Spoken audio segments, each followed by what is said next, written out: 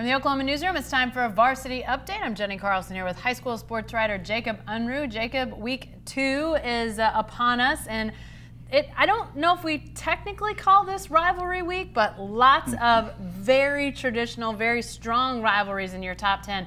Starting with East Side, Owasso, Broken Arrow. You've also got Jenks Union. You've also got Carl Albert and Del City. Lots of good rivalries. Yeah, you're right. Rivalry week, maybe a stretch a little bit because, but last week I think kind of falls in that regard. But you still get Broken Arrow, Owasso, the battle for the top spot in the rankings right now. Broken Arrow has been really strong, really impressive. All the talent they have, it's almost too much to list as far as talent goes with them, with all the players that they have. Owasso just coming off a loss in Arkansas, but Will Keeney, the quarterback committed to North Texas, has been playing really well, throwing for over 300 yards each game. Jenks Union's always a huge matchup. Even this year, they're both still top 4 teams.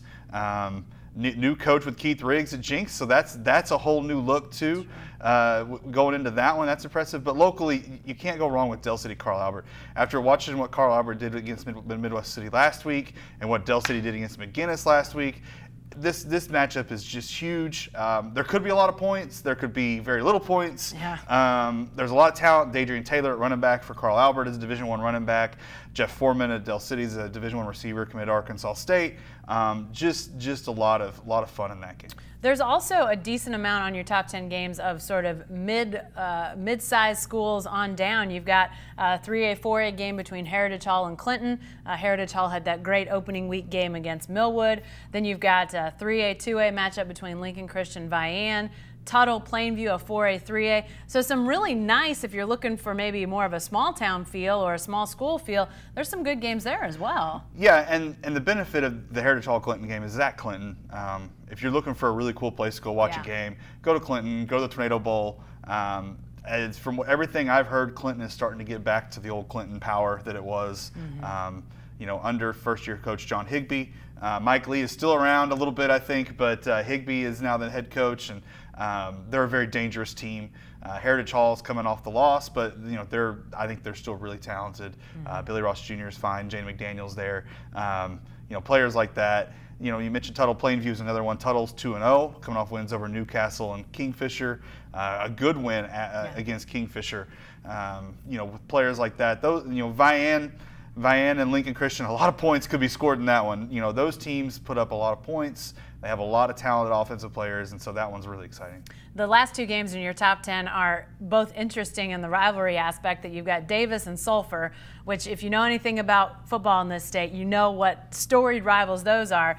But then there's a bigger school matchup at 10 between Stillwater and Norman North, which aren't traditional rivals, but yet they've got some history behind some of the guys involved with this that make it more of a rivalry game. Yeah, Norman North's obviously coming off a disappointing week. Stillwater, coming off a huge week, beating Emmett Memorial. But this is all about the quarterbacks in this situation. You've got Gunnar Gundy, the son of Mike Gundy, against Jacob Switzer, the grandson of Barry Switzer. He's also got a brother on the team as well, Luke Switzer. But the quarterback battle here becomes all fun. I learned, they met each other this summer at a camp in Arizona, so they're familiar with each other, and I think they're going to have some fun with it. They won't be on the field at the same time, obviously, but I think they're going to have some fun with it. Gunnar has grown up into a pretty good quarterback, and this is Jacob's first year as a starter at Norman North. And if people are, if they've got their own game on Friday night, good news. That Stillwater-Norman North game is on Thursday, so you can check that out. It's down in Norman. But lots of great games. Jacob will continue to have more coverage of those games and much, much more. So be sure to stay with the best coverage team anywhere at newsok.com and every day in the Oklahoman.